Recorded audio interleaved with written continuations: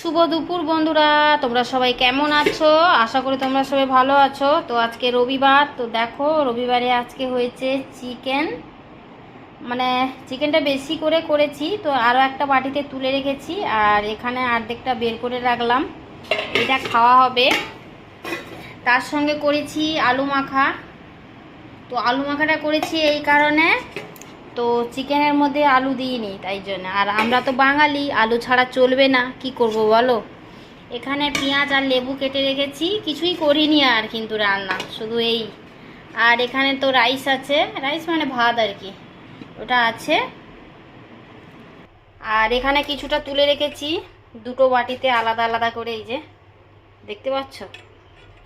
তো এই ছিল আমাদের আজকের মেনু। তো চলো ঝটপট করে সমস্ত খাবার দাবার নিয়ে চলে এসেছি, সবাইকে খেতে দেব তাই জন্যে।